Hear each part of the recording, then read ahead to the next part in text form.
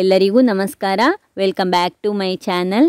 ಈ ವಿಡಿಯೋದಲ್ಲಿ ನಾನು ತುಂಬ ಸುಲಭವಾಗಿ ಆಲೂಗಡ್ಡೆ ರೈಸ್ ಬಾತ್ ಯಾವ ರೀತಿ ಮಾಡೋದು ಅಂತ ನಿಮ್ಮ ಜೊತೆ ಶೇರ್ ಮಾಡ್ತಾ ಇದ್ದೇನೆ. ವಿಡಿಯೋವನ್ನು ಎಲ್ಲೂ ಸ್ಕಿಪ್ ಮಾಡದೆ ಕೊನೆವರೆಗೂ ನೋಡಿ. ವಿಡಿಯೋ ನಿಮಗೂ ಕೂಡ ಯೂಸ್ಫುಲ್ ಆಗ್ಬೋದು.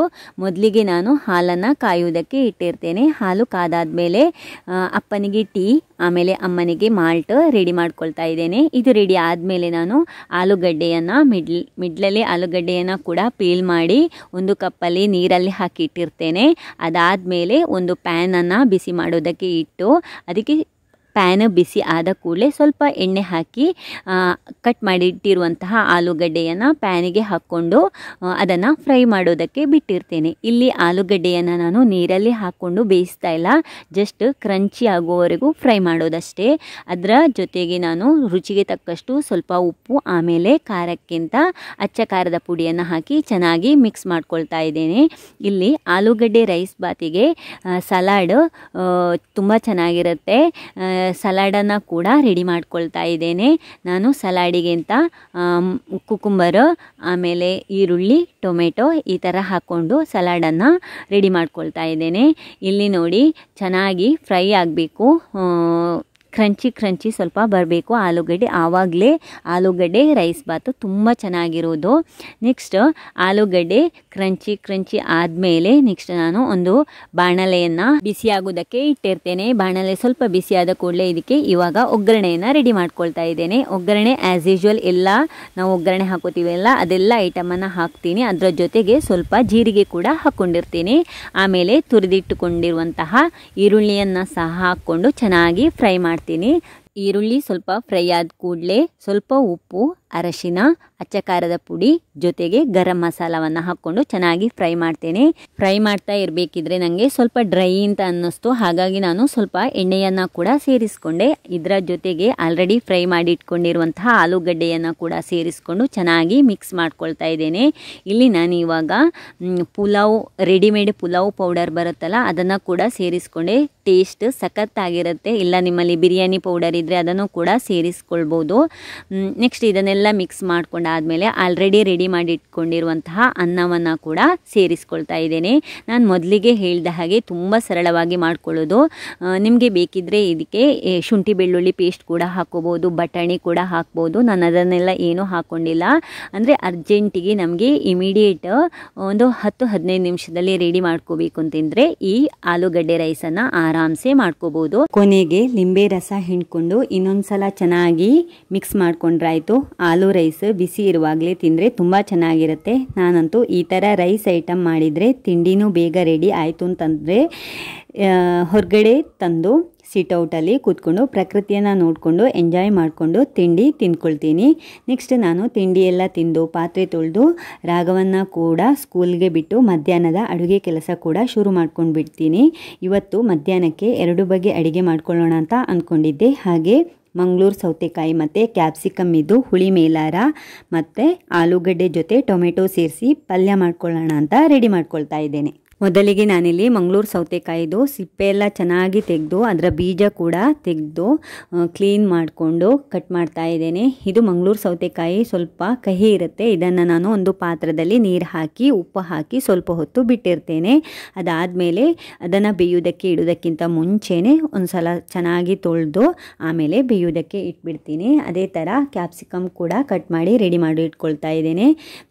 ನಾನು ಜೊತೆಗೆ ಇವತ್ತು ಹುಳಿ ಮೇಲಾರ ಮತ್ತು ಪಲ್ಯ ಮಾಡ್ಕೊಳ್ಳೋಣ ಅಂತ ಅಂದ್ಕೊಂಡಿದ್ದೀನಿ. ಟೈಮ್ ಕೂಡ ಸೇವ್ ಆಗುತ್ತೆ ಈ ಥರ ಮಾಡಿಕೊಂಡು.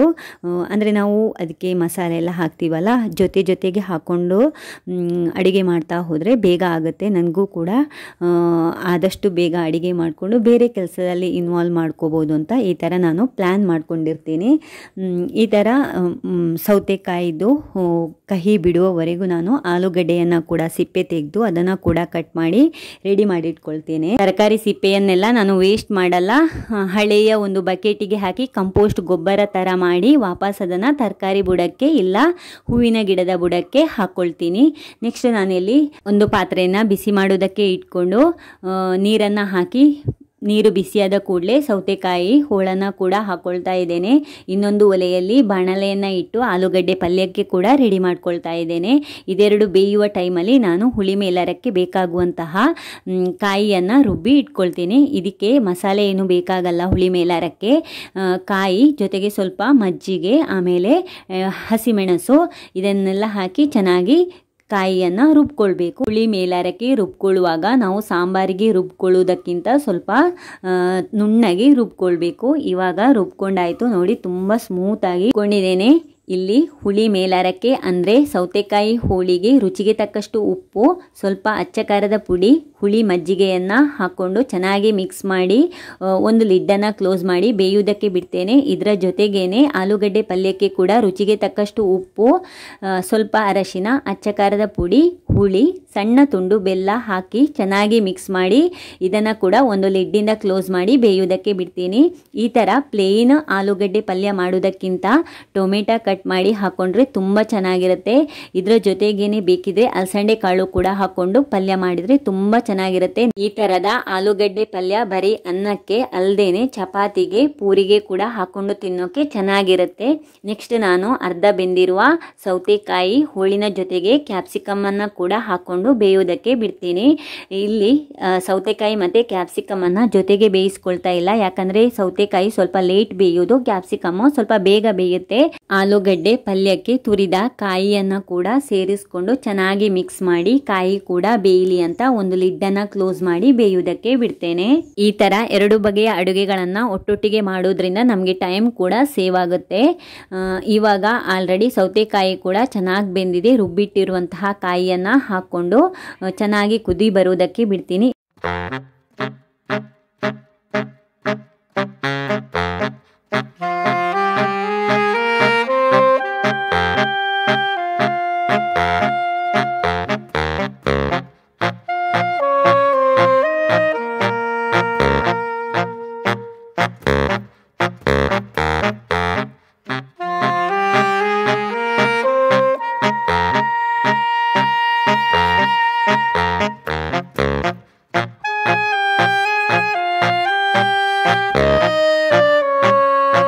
ಇದೆರಡಕ್ಕೂ ಸಪ್ರೇಟ್ ಆಗಿ ಒಗ್ಗರಣೆ ಮಾಡಿ ಒಂದು ಲಿಡ್ಡನ್ನು ಕ್ಲೋಸ್ ಮಾಡಿ ಇಡ್ತೀನಿ. ಇವತ್ತಿನ ಈ 3 ರೆಸಿಪಿ ನಿಮಗೆ ಇಷ್ಟ ಆಯಿತು ಅಂತ ಅಂದ್ಕೊಂಡಿನಿ. ಇನ್ ಕೇಸ್ ಈ ರೆಸಿಪೀಸ್ ನಿಮಗೆ ಇಷ್ಟ ಆಯಿತು ಅಂತಂದರೆ ಪ್ಲೀಸ್ ಲೈಕ್ ಮಾಡಿ, ನಿಮ್ಮ ವ್ಯಾಲ್ಯೂಯೇಬಲ್ ಸಜೆಷನನ್ನು ನನಗೆ ಕಮೆಂಟ್ ಮಾಡಿ ತಿಳಿಸಿ. ಇನ್ನೊಂದು ಹೊಸ ವಿಡಿಯೋದಲ್ಲಿ ಹೊಸ ಕಂಟೆಂಟ್ ಮೂಲಕ ನಾನು ನಿಮಗೆ ಸಿಗ್ತೀನಿ. ಅಲ್ಲಿಯವರೆಗೂ bye, take care, love you all.